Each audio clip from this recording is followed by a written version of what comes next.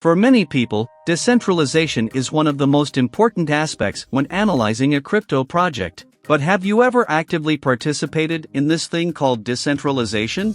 Hi guys, I'm Vinicius Ferrero, and in today's video, I'm going to show you how you can use your NULS to participate in the governance system of this project. This way, you can vote on what you believe is good or bad for the project, actively engage by commenting on your ideas, and even submit some proposals for voting. I'll give you the basics of how this function works and how you can vote. But if you have any questions, you can leave them down here in the comments. I also invite you to join the official NULS groups that I'll leave in the description. Guys, this is the NULS governance website, gov.nuls.io. I'll leave the link in the description to make it easier for you. And remember, to interact here, you'll need your NABOX wallet in your browser and connect your wallet to this site. There are several important points to read here, but let's focus on these three main points. First, the right to vote. Who has the right to vote? Basically, NULS holders. One NULS equals one vote within the governance. The second point here is the council. These will be members responsible for the technical, administrative, and operational aspects of projects and votes within the NULS governance ecosystem. I'll show you more about that.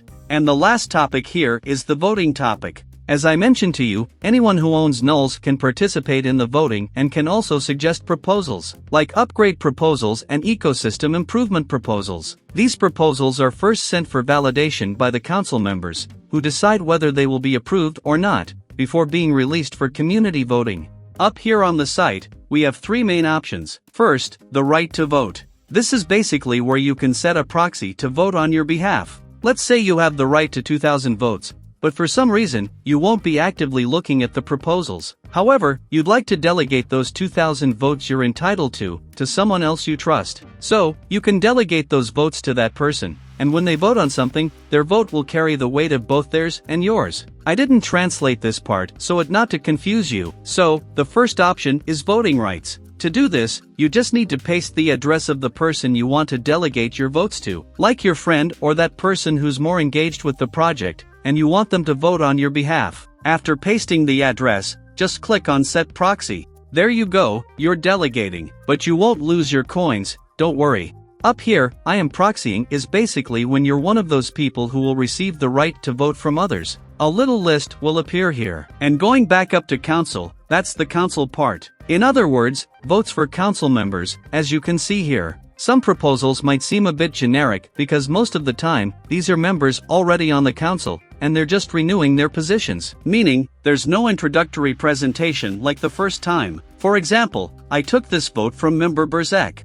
I click on voting, confirm in the wallet, and then all my votes for this council member will be counted. He's a member in the technical area. So, you just need to wait a bit, check the voting section, go to supporter, and you'll see your wallet, including the number of votes you have. But if you want, you can also cancel your votes. Guys, to keep up closer, get to know the council members, get to know the people who will submit proposals in there, and see how their work is being done. You need to follow the project more closely and follow their social networks. You should follow Twitter, Telegram, and especially the forum, which I'm going to show you. So, here it's pretty simple, and I'll keep my votes here with Berzak, just because I want him to get re-elected. I've talked to him, he's a great professional, and I want him to be on the NULS Technical Council. But besides the council part, there are also community proposals. That's basically this voting option. Here you'll find various proposals. The requests can vary a lot. There could be funding requests to develop an idea, a platform, or a specific project. Requests for updates to a certain feature within the NULS ecosystem,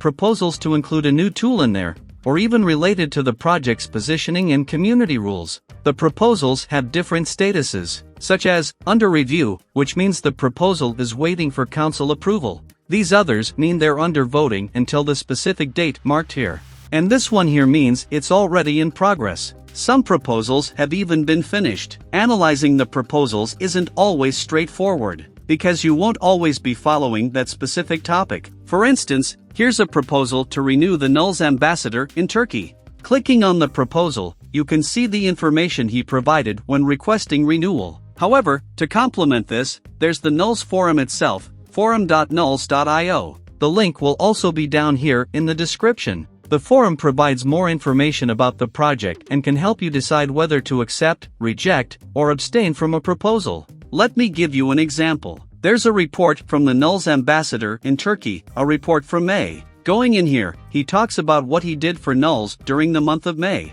He mentioned NULS multiple times on the Binance feed. So, to me, that's a positive point and might make me want to vote in favor of renewing him as the NULS ambassador, reject it, or abstain. Just choose here. I'll accept and click on voting. A pop-up will appear in my NABOX. I just need to confirm, and a number of votes will be given with the NULS I have in my wallet for this proposal. Guys, a positive aspect is that the system calculates all your NULS that are staked natively in NULS. For example, if you have 2,000 NULS staked natively in NULS, and you have an additional 50 NULS in your wallet, you'll have a total of 2,050 votes. Up on the site, you can still see your valid votes. Can you see? I have a certain amount here, and by clicking on that little figure and going to User Center, you can see the proposals you've already voted on. Guys, for those who want to create an improvement proposal for the NULS ecosystem, just go to voting, where you'll find the option to create a proposal. Basically, you'll fill this out with your idea. But before doing that, I recommend you create a topic in the forum to discuss your idea and see if the community finds it interesting or not,